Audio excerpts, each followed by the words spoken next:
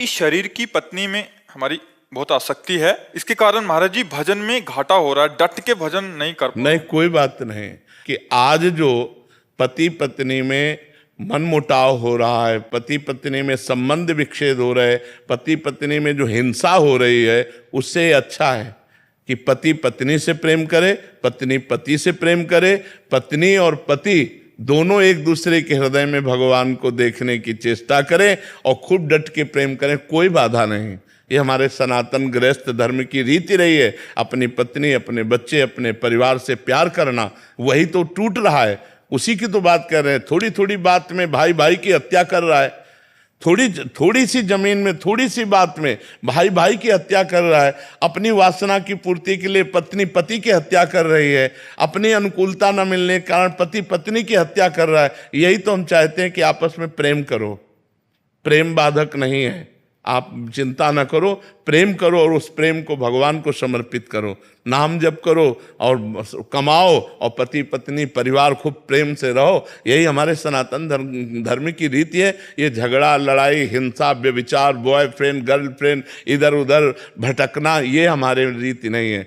ब्रह्मचर्य से रहो। जब ब्याह हो जाए तो अपनी पत्नी में प्रेम करो, पति में प्रेम करो, और जो बच्चे हों उनको भगवान का स्वरूप मानो और नाम जप करो और मुक्त हो जाओ। ये तो गृहस्थ धर्म के लिए है, कोई बड़ी बात नहीं। आप नाम जप करो, प्यार से रहो, बहुत बढ़िया। कानों को यही सुनने को मिले कि हम अपने पति से बहुत प्यार करते हैं, हम अपनी पत्नी से बहुत प्यार करते हैं, तभी हमारा हृदय शीतल होगा। नहीं तो प्रायः ये सब जो गंदी बातें आ रही हैं हमारे धर्म का कलंक है। ये कलंक है, ये अच्छी बातें नहीं है। हिरेन गुप्ता जी देहरादून, चंचल शर्मा जी गाजियाबाद से।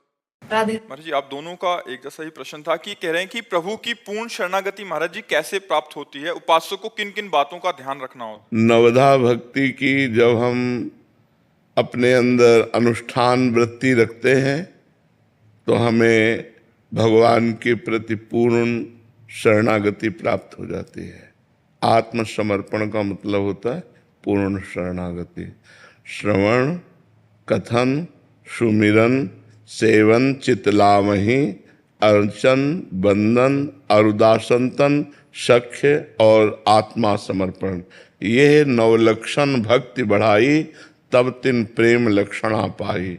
पाई रस भक्ति गूढ़ जुग जुग जग, दुर्लभ भव इंद्रादि विधिम। जो देवराज इंद्र और ब्रह्मा को भी दुर्लभ है, वो सुख प्राप्त होता है शरणागत को, पर तब जब नवधा भक्ति। श्रवणम, कीर्तनम, स्मरणम, विष्णुपाद सेवनम, अर्चनम, बंदनम, दास्यम, सख्य, आत्मनिवेदनम। आत्मनिवेदन का मतलब पूर्ण समर्पण। जब हम बहुत भगवान की लीला कथा सुनते हैं, कीर्तन, नाम कीर्तन करते हैं, भगवान की कथा करते हैं, स्वयं भगवान को कथा सुनाते हैं, स्मरण करते हैं, हर समय नाम जप का स्मरण, भगवान की अर्चना वंदना करते हैं, भगवान के प्रति दास्य भाव रखते हैं, भगवान ही हमारे मित्र हैं, और भगवान के प्रति पूर्ण आत्मसमर्पण, मन वचन कर्म, तन वांग मनोभिर अमलई शुभम तो एवाश्रिता। शरीर से, मन से, वाणी से और स्वयं से भगवान की शरणागति प्राप्त हो जाती है जब 9 प्रकार की भक्ति का अनुष्ठान किया जाता है। सावधानी ये है कि हमारे अंदर विकारों की प्रबलता है और उस प्रबलता में हम अधर्माचरण कर देते हैं। अधर्माचरण होने से भक्ति में रुचि नहीं रहती। इसलिए कुत्सित वाद विकारें परधन, सुन सिख मंद परती बंचु, मेरी सो भैया कृष्ण गुण संचु। यदि तुम्हें भगवान की भक्ति का भाव हृदय में आया है तो कुत्सितवाद, गंदी बातें बोलना बंद करो। जैसे किसी की निंदा करना है, किसी को दुख देने वाले वचन बोलना है, झूठ बोलना है, कपट भरे वचन बोलना है, ये अगर भक्ति करनी है तो कुत्सितवाद, हरिवंश महाप्रभु कह रहे हैं, इसका त्याग करना होता है। वाणी से पवित्र बोलो, मृदु बोलो, सत्य बोलो, हितकर बोलो, कम बोलो। ज्यादा बोलने से व्यर्थ की वार्ता होती है। कुत्सितवाद विकार है। विकार 6 हैं, काम, क्रोध, लोभ, मोह, मद, मत्सर, षड विकार। इन 6 विकारों को जीतना होगा भक्ति के मार्ग में। इनको सपोर्ट लेना धर्मयुक्त। जैसे हम गृहस्थ हैं तो हम अपनी पत्नी के प्रति आकर्षण करते हैं, अन्य के प्रति नहीं। तो काम ने आक्रमण किया पर हम भक्ति का पक्ष लेकर, धर्म का पक्ष लेकर बच गए। अगर वही हम किसी पराई माता बहन की तरफ गंदी दृष्टि करेंगे, भक्ति की तो बात जाने दो, घोर अधर्म हो जाएगा। भगवान के मार्ग में चलने में, अध्यात्म में चलने में ये सावधानी रखनी है। हमारे अंदर क्रोध आता है जब अनुकूलता का विरोध होता है। अनुकूलता का जहाँ हमारे विरोध होता है वहाँ में हम अपनी अनुकूलता चाहते हैं। अगर हम दूसरे की अनुकूलता चाहने लगे तो क्रोध नहीं आएगा। अपनी अनुकूलता चाहने पे क्रोध आता है। जब अपनी कामना में कामा संजायते क्रोधा, जब हमारी कामना में बाधा पड़ती है तो हम कामना करें ही नहीं। सब में भगवान है, हम सबको सुख प्रदान वाली बात करें, पर ये तभी आएगी जब नाम जप होगा। अगर नाम जप की कमी है तो शुष्क हृदय में ज्ञान टिकता नहीं है, सरस हृदय में ज्ञान टिकता है। हमारा हृदय शुष्क हो गया है, विषयों का सेवन करते करते, संसार का चिंतन करते करते शुष्क हृदय हो गया है। इसको द्रवित करना है भगवान की कथा से, भगवान के नाम जप करने से, भगवान की चरण सेवा से, भगवत भाव से सबकी सेवा करने से। तब हमारे हृदय में भगवान की शरणागति आती है। या कोई घटना प्रकट हो जाए अचानक, जिन जिन का हम आश्रय लिए वो सब हमें ठुकरा दें, हमारे पास कोई आश्रय न रह जाए और फिर साधु समागम मिल जाए तो सहज में भगवान की शरणागति हो जाती है। 2 प्रकार से, एक विवेक के द्वारा संसार के राग का त्याग करते हुए, नवधा भक्ति का अनुष्ठान करते हुए भगवान की शरणागति, और एक भगवान की कृपा से ऐसी प्रतिकूलता प्राप्त हो गई, कोई अपना नहीं, जिधर देखो उधर ठोकर तिरस्कार, कोई हमारा साथ नहीं दे रहा। फिर संत संग मिल जाए तो रास्ता भगवान का खुल गया, तो हृदय से भगवान की शरण में हो जाता है और फिर उसके अंदर भक्ति का प्रादुर्भाव हो जाता है। तो भगवान कृपा करें, या तो विवेक के द्वारा शरणागति दे और या फिर कोई घटना प्रकट करें। बहुत कठिन है भगवान की शरणागति। हम एक मनुष्य का आश्रय ले सकते हैं, रुपये का आश्रय ले सकते हैं, भगवान का आश्रय।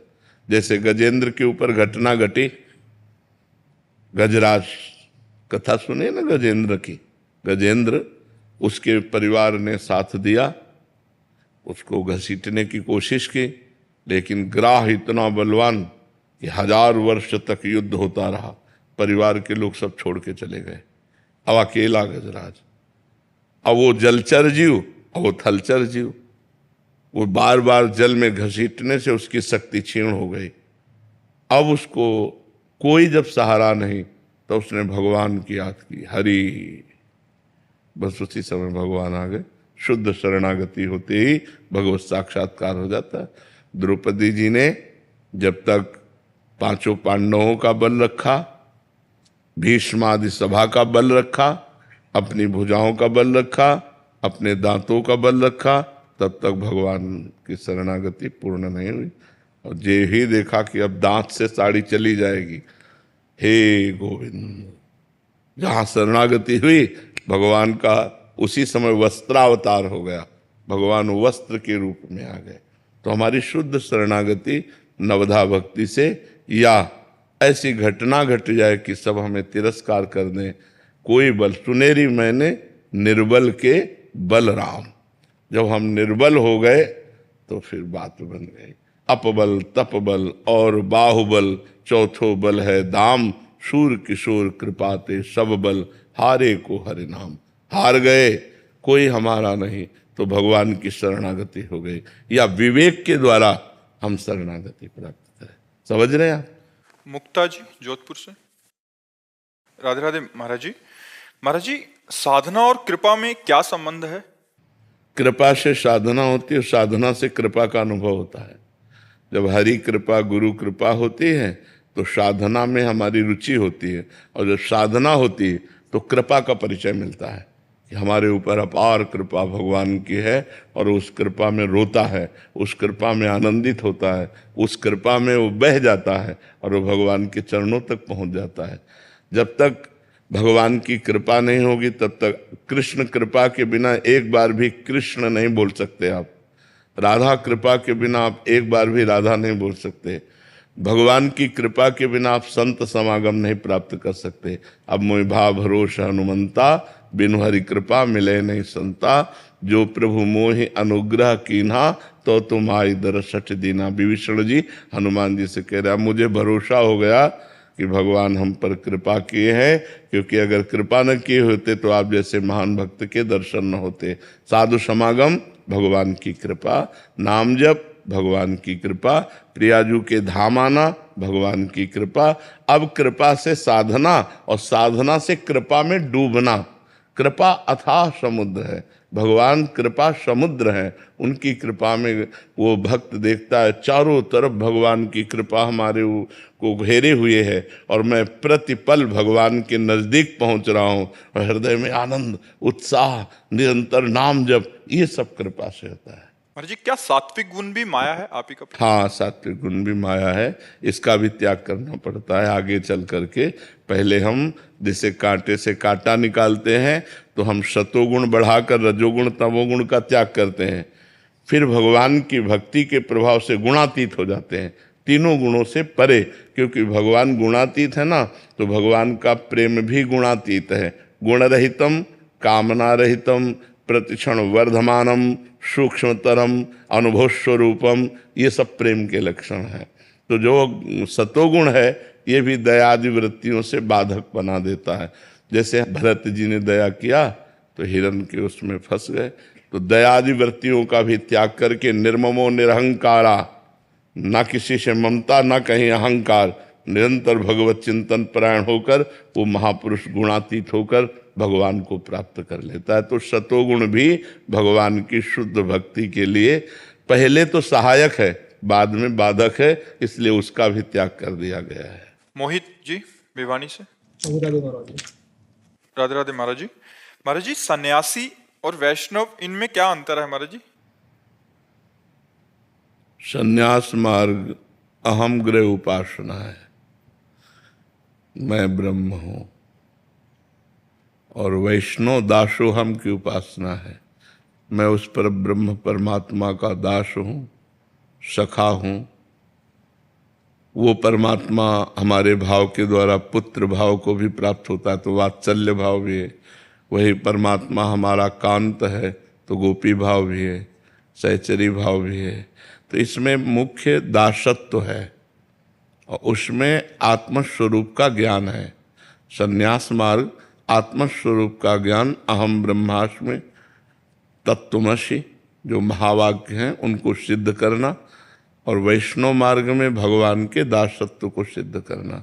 दोनों मार्ग उसी परब्रह्म परमात्मा की आराधना करते हैं, पर एक उसमें तन्मय होकर अभेद हो जाते हैं, ब्रह्मविद ब्रह्मैव भवति, और एक तन्मय होकर अपने आप को भूल जाते हैं, वो है वैष्णव। एक में तन्मय होकर सिर्फ अपने ही स्मृति रह जाती है, अहम ब्रह्मास्मि, और एक ब्रह्म नहीं, माया नहीं, नहीं जीव नहीं काल, अपनी ही सुधि ना रही, एक रहे नंदलाल। समझ में आया? एक तू में लीन हो गया, एक मैं में लीन हो गया, और जो मैं तू में लीन है वो माया में है। तू ही तू भक्ति, मैं ही मैं ज्ञान, मैं और तू माया, मैं और मोर तोरते माया, जेहि बस कीन्हे जीव निकाया। तो वैष्णव मार्ग दासोहम, संन्यास मार्ग सोहम अस्मिति व्रत्य अखंडा, मैं वही हूं, सोहम, दासोहम सोहम। समझ पा रहे आप?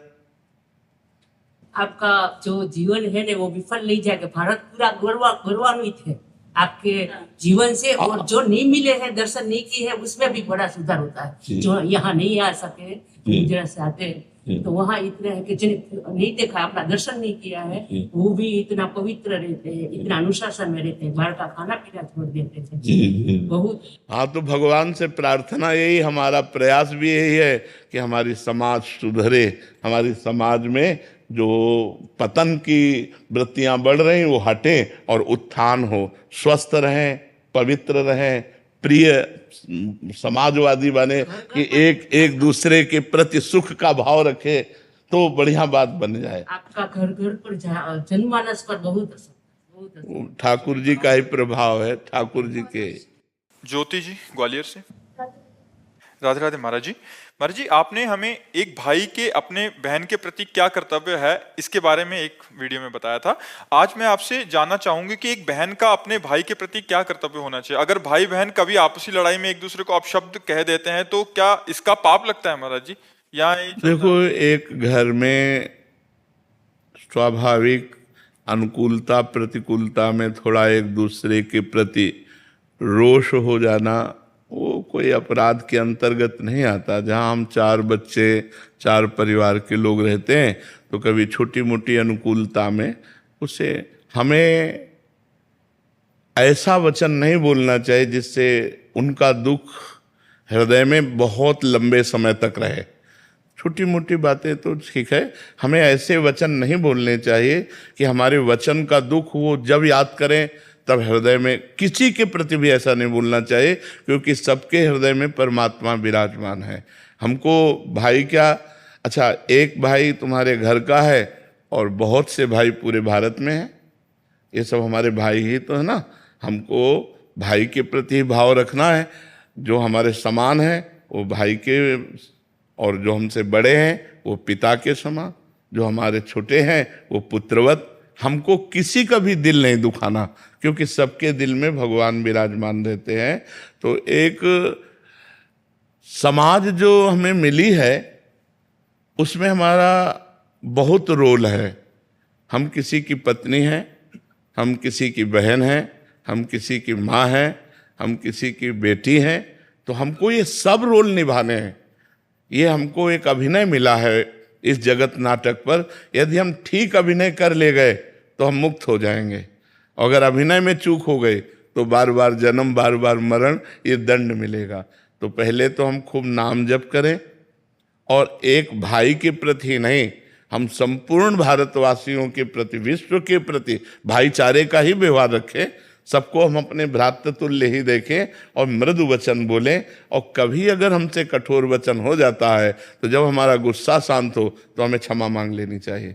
हमको सब में भगवान देखने हैं। हाँ, हमें सेवा दी है कि हम, अगर आप गलत चलते हैं तो हम आपको डांटें, लेकिन डांटने के बाद फिर आपसे हमें विनय करनी पड़ेगी। ये हमारी वैष्णव पद्धति है कि अगर हम किसी को कुछ बोलते हैं तो इसके साथ हमारी विनम्रता, हमारी क्षमा याचना की भावना उसके सामने प्रस्तुत होने, चाहे छोटा बच्चा ही क्यों ना हो।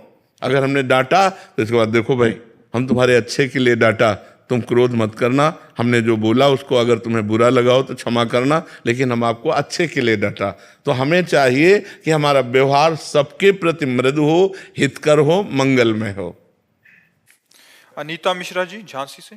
राधे राधे राधे महाराज जी। महाराज जी, गुरु कृपा से नाम जब प्रयासरत है महाराज जी, आपके श्रीमुख से इस चौपाई को बहुत बार सुना है, सुमेरी पवन सुत पावन नामो, अपने बस करी राखे रामो। महाराज जी, इसका भावार्थ अगर आप। भाव ये है कि देखो, भजन में इतना प्रभाव है कि जो परम स्वतंत्र न सिर पर कोई, परम स्वतंत्र परमात्मा है जिसके ऊपर कोई अनुशासन नहीं है, वो सबका शासन करने वाला ईश्वर है, लेकिन नाम जापक उस परमात्मा को भी अधीन कर लेता है। भक्ताधीन मनः पूज्यो, गोपाल शास्त्र नाम में लिखा हुआ, भक्त के अधीन हो जाता है वो परमात्मा जो परम स्वतंत्र है।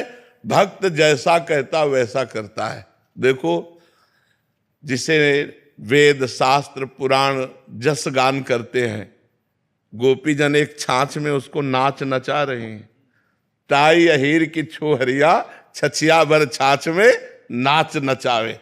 सुमिर पवन सुत पावन नामू, अपने बस करी राखे रामू। भगवान को अपने अधीन कर लिया हनुमान जी ने, भगवान की भक्ति से, भगवान की सेवा से, भगवान के नाम जप से। तो हमें चाहिए कि हम अपने प्रभु को इतना रिझा लें कि भावे मोहि जोई सोई सोई करे प्यारे। पहली भक्ति है जोई जोई प्यारो करे सोई मोहि भावे, और फिर सिद्ध भक्ति है कि भावे मोहि जोई सोई सोई करे प्यारे। जो मेरे हृदय में आता मेरे प्यारे वही करते हैं। मेरे प्यारे मेरे हृदय में जो जो भाव आता है वही करते हैं। यही भक्ति की सिद्धावस्था है कि हम जैसा सोच रहे हैं वैसा ही प्यारे, वैसी लीला कर रहे हैं वैसा ही। तो सुमिर पवन सुत पावन नामू, अपने बस करी राखे रामू। परम स्वतंत्र भगवान स्वयं हनुमान जी से कह रहे हैं, प्रति उपकार करो का तोरा, सन्मुख होई न सकत मन मोरा। सुन सुत तो ही उरिन में नाही, कर विचार देखा मन माय। हनुमान जी से कह रहे हैं कि हे तात, हे वत्स, मैं तुमसे कभी उरिन नहीं हो सकता। और मैं क्या बताऊं, तुम जो सेवा करते हो, जो सुमिरन करते हो, जो प्रेम करते हो, जो समर्पण किए हो, तो प्रति उपकार करो का तोरा, सन्मुख होई न सकत मन मोरा।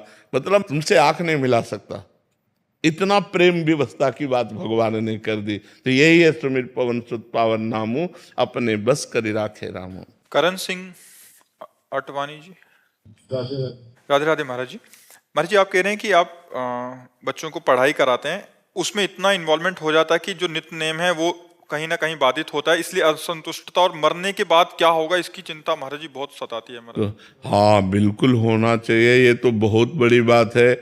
हम तो प्रायः जो परिजन होते हैं उनको एक बात कहते रहते हैं कि आपको ध्यान है आप मरोगे। तो आदमी बुरा मानता है, नहीं मानता कि यार मरने की बात क्यों करते हैं। और मरने की बात ही हमको संभाल सकती है कि यार मरना है मुझे। अगर श्री कृष्ण ना मिले, प्रभु ना मिले, वो परमात्मा, वो वाहेगुरु ना प्रसन्न हुए, तो हमारे जीवन का लाभ क्या रहा, हमारा जीवन व्यर्थ चला जाएगा।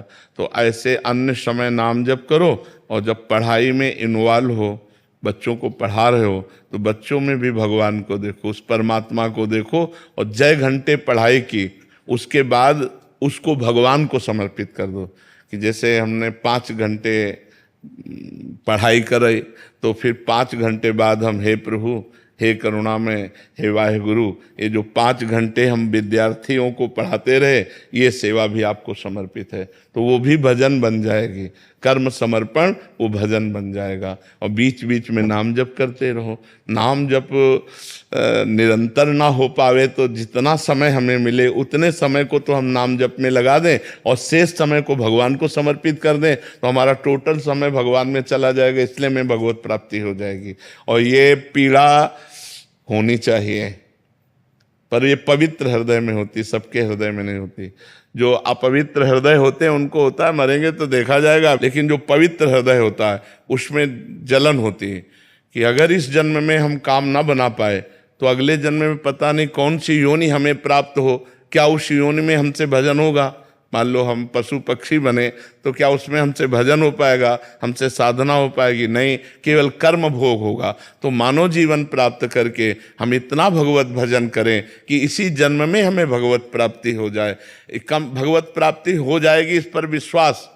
बिना प्रयास के हर समय भगवान का स्मरण रहना मतलब भगवत प्राप्ति के योग्य आप हो गए हैं। हर समय उठते बैठते चलते फिरते यदि हमारे भगवान की स्मृति है, बस भगवत प्राप्ति हो गई। तो संत महात्माओं का आदर और समस्त जीवों के प्रति भगवत भाव और नाम जप, इसी से भगवत प्राप्ति हो जाएगी। नामे रुचि, वैष्णव सेवा और जीवे दया, ये सबसे बड़ा कार्य है। अगर जीवे दया और नामे रुचि और वैष्णव सेवा, संत साधु सेवा और खूब नाम जप और सबके प्रति परोपकार की भावना, बस भगवान की प्राप्ति हो जाएगी। गृहस्थ धर्म में ज्यादा प्रपंच करने की जरूरत नहीं, नाम जप करो और अपने कर्म को भगवान को समर्पित कर दो, इसी से भगवत प्राप्ति हो जाए। पर आहार शुद्ध होना चाहिए। कई लोग भक्ति को तो करना चाहते हैं लेकिन आहार को नहीं सुधारना चाहते। आहार में जैसे मांस है, अंडा है, शराब है, ये गलत चीजें यदि आप खाओगे और सोचो कि हम भक्ति भी कर लेंगे तो असंभव। जैसा खाओ अन्न वैसा बने मन, तो इसलिए हम किसी जीव को दुख न दें। जो मांस है वो जीव की हिंसा है। तुम भले ना करो लेकिन खा रहे हो तो तुमको हिंसा का दंड मिलेगा। इसलिए आहार शुद्ध रखो, विचार शुद्ध रखो, अपने कर्मों को भगवान को समर्पित करो और नाम जप करो, तो गृहस्थ में रहते हुए भी भगवत प्राप्ति हो जाएगी। जी आहार शुद्ध है, नॉनवेज वगैरह या बहुत सुंदर, बहुत सुंदर। पर अगर मान लीजिए फास्ट फूड या वैसी चीजें खाते हैं, पवित्र दुकान से लेकर, पवित्र जगह से लेकर, प्योर वेजिटेरियन, हाँ, और भगवान को अर्पित करके, जैसे मान लो हाथ में लिए तो पहले वाहेगुरु का स्मरण किया, उनको अर्पित किया, फिर पा लिया। ठीक है। अमिता जी। श्री हरिवंश महाराज जी। महाराज जी, आप कह रहे हैं कि आपके पति ने एक मंदिर बनवाया था बहुत समय पहले, अब उसकी मुरम्मत करानी है महाराज जी, तो क्या उसकी जो शिव विग्रह हैं उनको एक साइड निकलवा के रखना पड़ेगा महाराज जी? फिर क्या महाराज जी, फिर से जब उनको प्रतिष्ठित करेंगे तो क्या फिर से वैसे श्री विग्रह ना निकाले जाए तो अच्छा, क्योंकि एक बार प्राण प्रतिष्ठा हो जाती है तो उनको स्थानांतरित करना बनता नहीं है। जब प्राण प्रतिष्ठा हो जाती है तो स्थानांतरित करना नहीं बनता है। यदि प्राण प्रतिष्ठा नहीं की गई मंत्रों द्वारा तो स्थानांतरित कर सकते हैं। अगर प्रतिष्ठा की गई है उनकी, लेकिन पीछे से मंदिर सारा टूट गया, तो ये है कि वो शिव विग्रह को कोई क्षति ना पहुंचे, कुछ प्रसिद्ध ना। हाँ, ये बात तो है। तो किसी पंडित से फिर मंत्रों के द्वारा उनको स्थानांतरित करवाइए, आराधना कीजिए, प्रार्थना कीजिए और उनको स्थानांतरित करा के पवित्र जगह में विराजमान कर दीजिए, और जब मंदिर बन जाए तब फिर मंत्रों के द्वारा उनको वहीं विराजमान कर दीजिए। हाँ, ऐसा कर दीजिए। ठीक है, बहुत अच्छा है। आजकल तो मंदिर बहुत बने, पानी चढ़ाने वाला कोई नहीं मिलता। गांव में देखो ना, मंदिर बने हैं, कोई पानी चढ़ाने वाला नहीं, कोई आरती करने वाला नहीं, कोई भोग लगाने वाला, क्योंकि सब नए लड़के शराब पीना, इधर उधर घूमना फिरना, उदंडता। अब ये रही नहीं गया कि 4 बजे उठो, नहा धो करके भगवान शंकर में या कोई भगवत आराधना। अब तो 9 बजे तक सोना है, 9 बजे तक सोना, अपना फिर पशुवत व्यवहार, पशुवत दिनचर्या रह गई। जो हमारी धार्मिक दिनचर्या है वो प्रातः काल से प्रारंभ होती है। प्रातः काल 4 बजे उठना बड़ा मुश्किल हो रहा है। आज की दिनचर्या ऐसी चल गई है कि 9, 10, 11 बजे तक लोग सोचते हैं। हमें लगता है अगर जीवन को सार्थक करना तो 4 बजे उठना चाहिए। ब्रह्म मुहूर्त में उठ करके अपनी दिनचर्या पूरी करके कुछ नाम जप, कुछ शास्त्रों का स्वाध्याय, कुछ देव आराधना, मंदिर जाना, दर्शन करना, जल चढ़ाना, आरती पूजा कर, ये सब भागवतिक कार्य तुम्हारे पापों को नष्ट करके तुम्हें सुख प्रदान करेंगे। आप ऐसा कर लीजिए। स्वामी ज्योति प्रवाहानंद जी, कोलकाता से। राधे राधे महाराज जी। महाराज जी, अपने गुरु जी के प्रति 100% समर्पण का भाव कैसे हो? आज्ञा पालन से। जो गुरुदेव आज्ञा करते हैं उनका अक्षरशः जब हम पालन करते हैं तो हमारा हृदय निर्मल होता है, और जैसे जैसे आनंद की अनुभूति होती है वैसे वैसे समर्पण होता जाता है। गुरु साक्षात परब्रह्म, यही अनुभूति करना है। हमारे परब्रह्म परमात्मा मूर्तिमान गुरुदेव के रूप में विराजमान है। हमारी दृष्टि बस इसी में टिक जाए तब हमारी गुरु भक्ति पूर्णता को प्राप्त होती है। वो गुरु आज्ञा, आज्ञा समन सुसाहिब सेवा। गुरु जैसी आज्ञा करे, जिस तरह से रहनी बतावें, जो नाम मंत्र दें, जो उपासना दें, उसी में चित्त जोड़ दे तो शिष्य गुरु स्वरूप हो जाता है। जो गुरु के हृदय में चलता है वही शिष्य के हृदय में आ जाता है। शिष्य और गुरु अभेद हो जाते हैं, तभी भक्ति पूर्ण मानी जाती है, जब शिष्य और गुरु अभेद स्थिति को प्राप्त हो जाए। इसलिए अपने गुरुदेव के द्वारा दिए हुए नाम मंत्र, उनके द्वारा दिया हुआ जो साधन है, साधन पथ है, उसे दृढ़ता पूर्वक पकड़कर उसी में चलते रहना चाहिए। गुरु के विरुद्ध यदि इतना भी आचरण होगा वो हमारे आनंद का नाश कर देगा। गुरु की अवज्ञा होगी तो परमार्थ ढक जाएगा, दिखाई ही नहीं देगा। बस यही मायाकृत मान सम्मान, भोजन, रुपया, पैसा, प्रणाम, नमस्कार, बस यही दिखाई देगा। और गुरु कृपा हो गई तो ये सब धूल धूसरित हो जाएगा। जैसे बमन की तरफ कोई देखना भी नहीं चाहता, ऐसे इस भोग विलासता की तरफ वैराग्य को प्राप्त होकर वो अपने आत्मस्वरूप ब्रह्म स्वरूप का अनुभव कर लेता है, जो गुरु कृपा पात्र होता है। इसलिए गुरुदेव की आज्ञा में रहे, गुरुदेव के बताए हुए साधन पथ पर चले तो गुरुदेव के चरणों में अनन्य प्रेम हो जाएगा। श्वेता रंजन जी।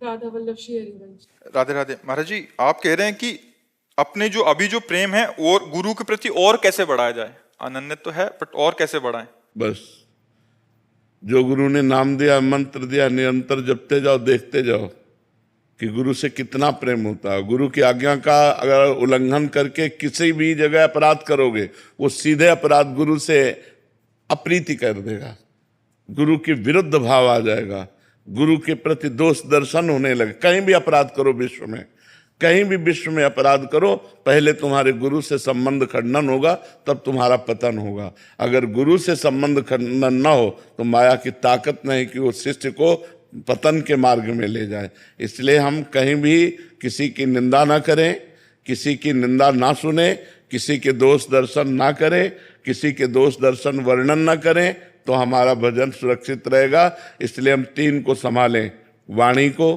कान को, नेत्र को। नेत्र से दोष दर्शन न करें, और कान से हम किसी की निंदा न सुने, और वाणी से हम किसी की निंदा न करें। अगर परदोष दर्शन, परदोष श्रवण, परदोष कथन से बच जाएं और हमारे शरीर के द्वारा कोई मलिन अपराध ना बने, तो गुरु चरणों में दिन प्रतिदिन अनुराग बढ़ता चला जाएगा। गुरु के चरणों में अनुराग बढ़ने का मतलब इष्ट का सानिध्य।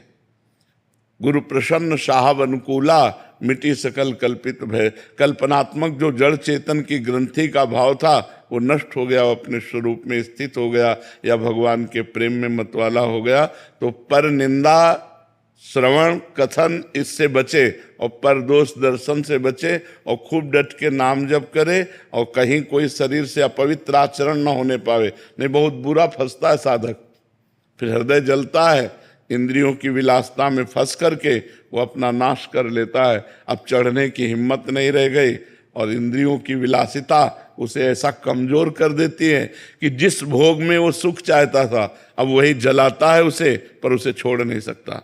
इसलिए गुरु अवज्ञा ना हो, गुरु आज्ञा के अनुसार जीवन हो, तो प्रतिदिन अनुग्रह बढ़ता जाएगा, अनुराग बढ़ता जाएगा, गुरु कृपा बढ़ती जाएगी, गुरु प्रेम बढ़ता जाएगा। गोपीलाल जी राजस्थान से। राधा वल्लभ श्री हरिवंश। महाराज जी, आपका भी गुरु से संबंधित ही प्रश्न है कि गुरु की सेवा महाराज जी पूर्व के भजन से मिलती है या कृपा से, या उससे कैसा? नहीं, कृपा से मिलती है। इसमें अपना साधन पक्ष तो नहीं होता। गुरु सेवा गुरु कृपा से मिलती है। जब गुरु प्रसन्न होते हैं, अहेतुकी कृपा करते हैं, तब वो आज्ञा कर देते हैं। उपदेश करना अलग बात है, प्रवचन करना अलग बात है, आज्ञा करना अलग। आज से तुम ऐसे रहोगे, आज से तुम ये जपोगे, आज से तुम ये करो, ये गुरु आज्ञा है। बस यही सेवा है। हाथ पैर दबाना, कपड़ा धो देना, भोजन प्रसाद की व्यवस्था कर देना, ये बाह्य सेवा है। ये बाह्य सेवा करते हुए भी यदि गुरु की आज्ञा का उल्लंघन हो जाए तो लाभ नहीं प्राप्त हो पाएगा।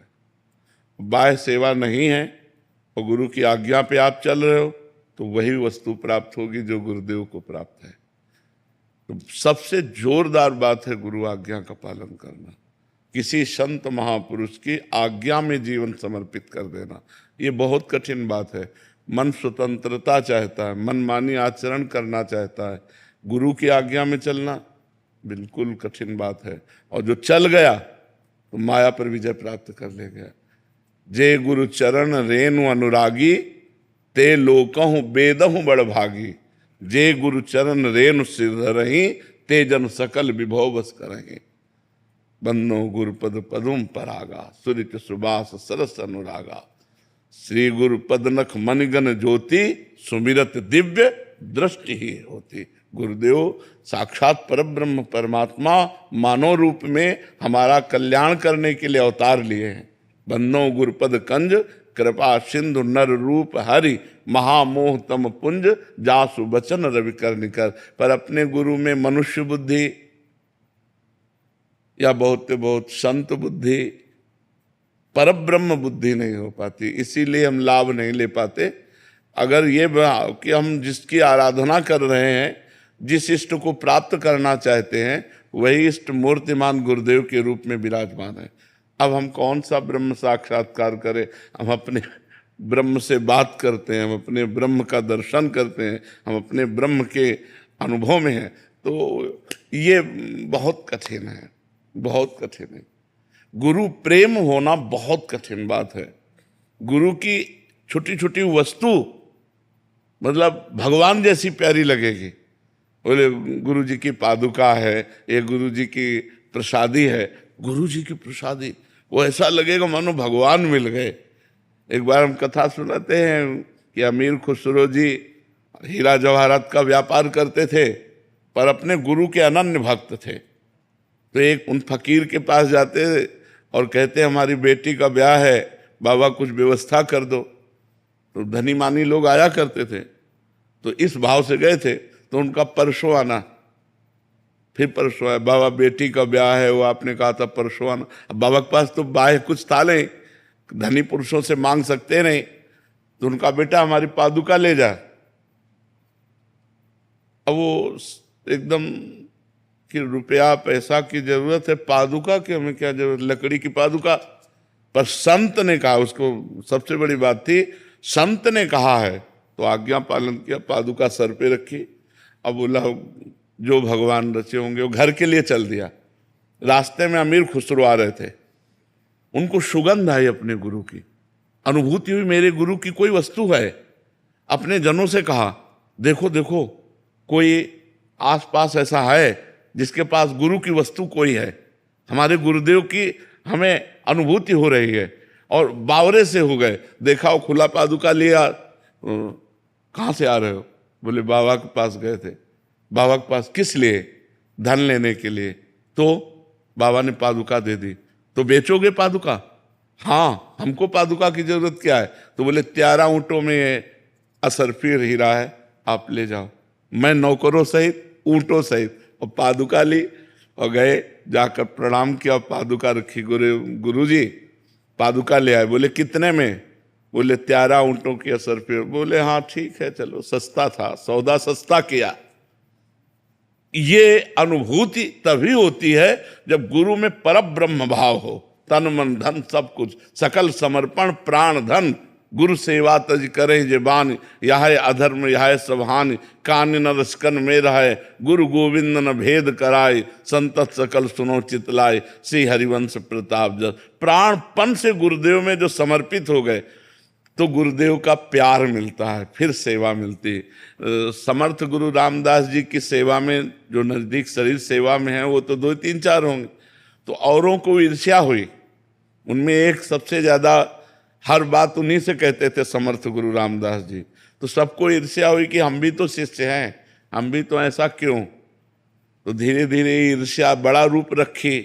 तो निंदा स्तुति की जब समर्थ गुरु रामदास जी ने सुना तो उन्होंने एक लीला की, बहुत दर्द हो रहा है जांग में। तो जो आवे प्रणाम करे, बहुत दर्द हो रहा है जांग में। तो गुरु जी क्या हो गया? फोड़ा हो गया है, बहुत दर्द कर रहा है। तो बोले शिवाजी से कहें, क्योंकि शिवाजी शिष्य थे, राजवैद्य लेके आ। बोले राजवैद्यों से नहीं ठीक होगा, सब शिष्य एकत्रित हो। आज्ञा हुई, सब शिष्य एकत्रित।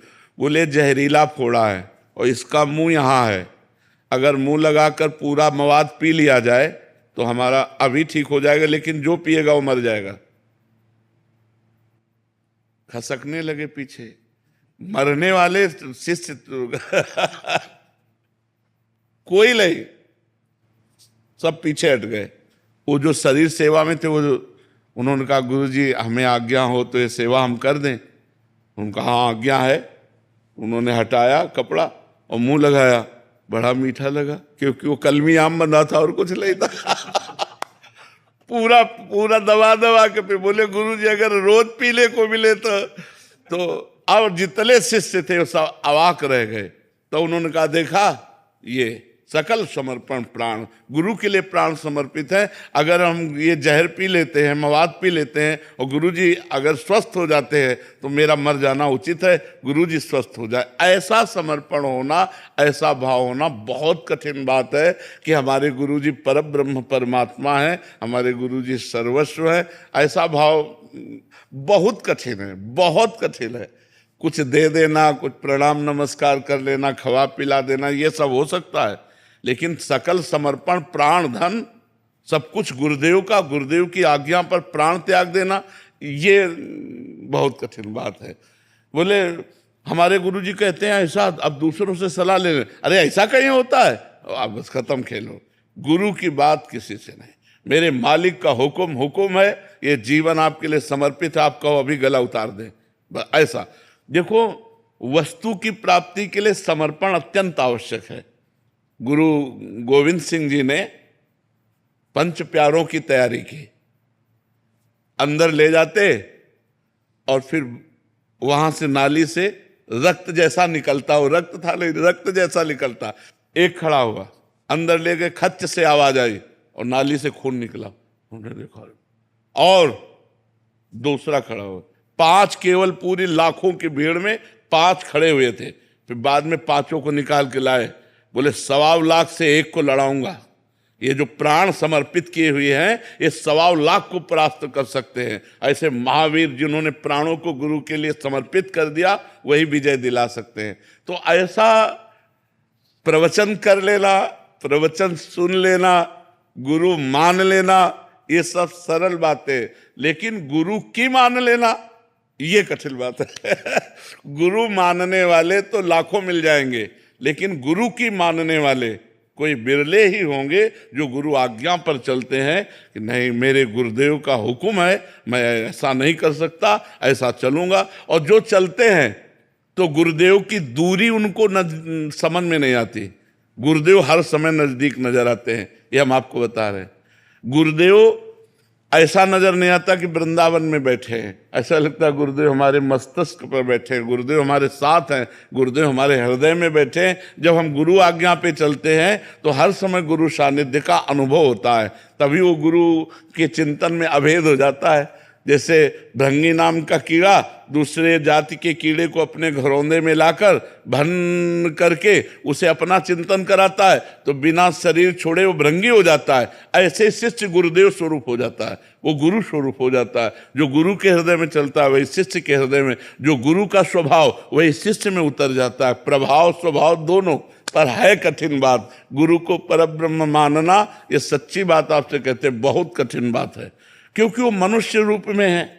हमको उनकी चेष्टाएं दिखाई देती हैं, हंसना खेलना बोलना। अब परब्रह्म स्वरूप थोड़ी देर बात अलग है, जब हम उनकी सेवा में रहेंगे तो हंसना खेलना बातचीत तो एक मनुष्य रूप आ जाता है हमारे भाव में, बहुत अच्छे साधक रूप आ जाता है, या और उच्च कोटि का हुआ तो अच्छे संत रूप में आ जाता है। लेकिन गुरु साक्षात परब्रह्म, ये बहुत कठिन बात है। और ये आ गया तो मोक्ष रखा हुआ। मोक्ष मूलम गुरु कृपा, ध्यान मूलम गुरु मूर्ति, पूजा मूलम गुरु पदम, मंत्र मूलम गुरु वाक्यम, मोक्ष मूलम गुरु कृपा। अब उसको कौन सा मोक्ष चाहिए? गुरु कृपा से प्रसन्न हर समय भगवदानंद में डूबा रहता है। राधे राधे महाराज जी। महाराज जी, इस कलयुग में विद्यार्थी जीवन में ब्रह्मचर्य का पालन नहीं हो पाता महाराज जी, क्रोध भी गिरा देता है, मलिन मन को साफ कैसे करें? कि आज हमारी जो नौ पीढ़ी है वो ना शास्त्र स्वाध्याय कर रही है और ना संतों के वचन सुन रही है, ना माता पिता की आज्ञा में रह रही। तो अनुशासनहीनता सदैव पतन का मार्ग पुष्ट करती है। अगर हम अनुशासित जीवन व्यतीत करें तो उन्नति का मार्ग हमें मिल सकता है। माता पिता का अनुशासन, शास्त्र का अनुशासन, संत गुरुदेव का अनुशासन, तो हम आगे बढ़ सकते हैं। तो पहले क्या था कि नवीन बच्चों को परिवार से अलग करके गुरुकुल में रखा जाता था, जिससे वहाँ उनको ब्रह्मचर्य की त्रिकाल संध्या, भगवत आराधना, वैदिक सिद्धांत, मनुष्य जीवन की उन्नति के क्या क्या लक्षण होने चाहिए, अवनति किन किन कारणों से होती है, वो सब ज्ञान होता था। अब अध्यात्म की तो शिक्षा हो ही नहीं रही है। आधुनिक शिक्षा ही हो रही है। आधुनिक शिक्षा में इतनी क्षमता नहीं है कि वो हमारे मन को रोक सके। आधुनिक शिक्षा में इतनी क्षमता नहीं है कि वो हमारे मन को रोक सके या शांत कर सके। ये केवल आध्यात्मिक शिक्षा में ही दम है। तो आध्यात्मिक शिक्षा विहीन आधुनिक शिक्षा में अब वो अपने माता पिता का अपमान करना, नाना प्रकार की क्रियाओं द्वारा ब्रह्मचर्य को नष्ट करना, व्यसन करना, इसमें हमारी नई समाज बढ़ती चली जा रही है। आप देख लो, छोटे छोटे बच्चे हस्तमैथुन का शिकार हो रहे हैं। छोटे छोटे बच्चे गंदे वीडियो देख करके बॉयफ्रेंड गर्लफ्रेंड, छोटे छोटे बच्चे व्यसन करने लगे हैं। अधिकतर जो माता पिता के अनुशासन में नहीं है, जो शास्त्रों का अनुशासन पालन नहीं करते, तो इसलिए आज जरूरत है अध्यात्म शिक्षा की। अगर हम अपने बच्चों को थोड़ा शास्त्र श्रवण कराएं, थोड़ा नाम जप कराएं, पवित्र भोजन पवाएं और उनको मित्रवत व्यवहार के द्वारा समझावें कि ऐसे ऐसे गंदे आचरण वाले मित्र मिले तो इनसे दूर रहे। ऐसा छूना, ऐसा करना, ऐसा देखना ये निषेध है, तुम्हारे जीवन को गिरा देगा। नहीं तो छोटे छोटे बच्चे पतित होते चले जा रहे हैं। जो हमारी एकाग्रता विद्या अध्ययन में लगनी चाहिए, जो हमारी एकाग्रता सामाजिक सेवा में लगनी चाहिए, वो एकाग्रता हमारी नशे में और व्यभिचार में जा रही है। हम कह रहे हैं फ्रेंड बनाना कोई पाप नहीं है, लेकिन व्यभिचार करना पाप है। फ्रेंड बनाओ, खूब घूमो, खूब आनंद लो, कोई परेशानी, लेकिन गंदा आचरण मत करो। अगर गंदा आचरण करोगे तो वही तुम्हें डिप्रेशन में पहुंचाएगा, एक दूसरे का मतलब जीवन पतित हो जाएगा। आगे चल करके आपको एक ही रास्ता दिखाई देगा, या तो घोर व्यसन में पड़े रहना या सुसाइड कर लेना। आप देखना, क्यों? क्योंकि मनचली वृत्ति एक जगह टिकती नहीं है। चला भी है समाज में बॉयफ्रेंड ब्रेकअप, इसमें चरित्र आपका दूषित हो रहा है, आपके विचार दूषित हो रहे हैं, आपकी मानसिकता दूषित हो रही है। अब आप अपने जीवन को ऐसे गर्त में गिराने जा रहे हैं जो पूरे जीवन आपको दुख देगा, क्योंकि आप एक सद्गृहस्थ नहीं बन पाएंगे।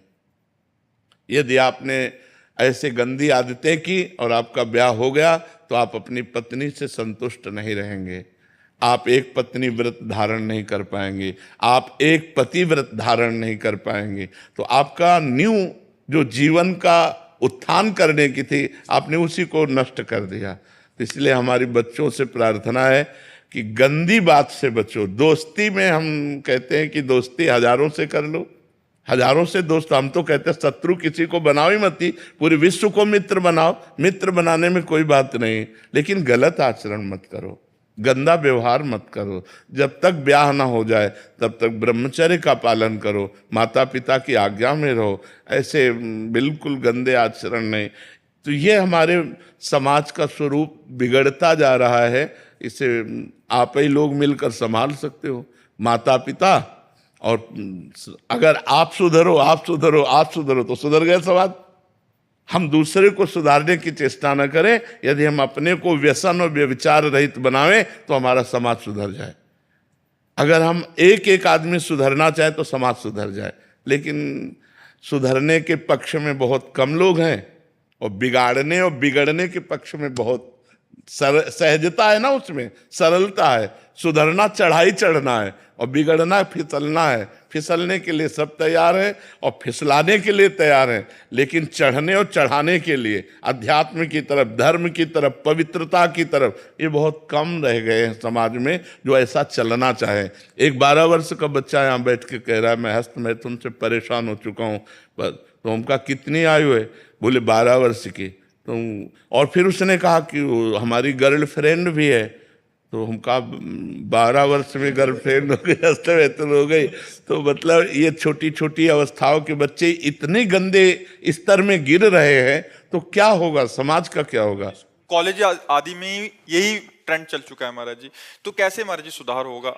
जैसे आप कह रहे हैं कि दोस्ती करने में कोई दिक्कत नहीं, बट वो अपनी इंद्रियों पे काबू ना करने के कारण फिर वो उस फिसलन में नहीं। हम जैसे अपनी बहन के साथ भी तो रहते हैं घर में, मित्रता रखना कोई पाप नहीं, कोई दोष नहीं है, लेकिन मित्रता रख करके कुपंथ में चले जाना, कुमार्ग में चले जाना, ऐसी हरकतें कर देना जिससे जीवन बर्बाद हो जाए, तो हमें लगता है इस पर सुधार होना चाहिए।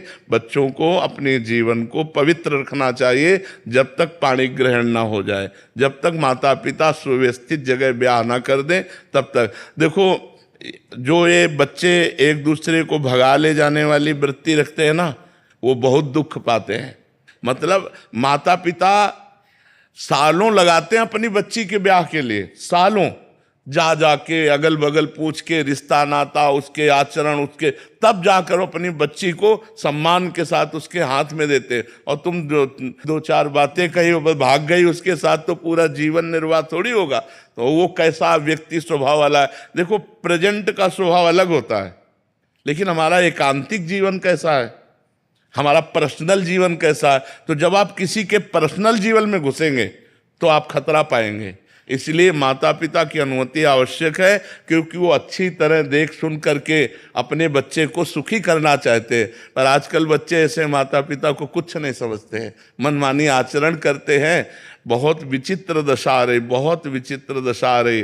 जो जवान बच्चे हैं वो बूढ़े माता पिता को पीट रहे हैं अपने माता पिता के अनुसार। और मातृ देवो भव पितृ देवो भव, शास्त्र वेद आज्ञा करता है। अगर माता पिता की आराधना नहीं हुई तो भगवान की आराधना कौन कर सकता है। भगवान तो अव्यक्त है, माता पिता तो व्यक्त भगवान हमारे विराजमान है। तो इसलिए समाज को आध्यात्मिक शास्त्रों का स्वाध्याय करना चाहिए, आध्यात्मिक संतों की वाणी सुननी चाहिए और उसके अनुसार अपने आचरण बनाने चाहिए।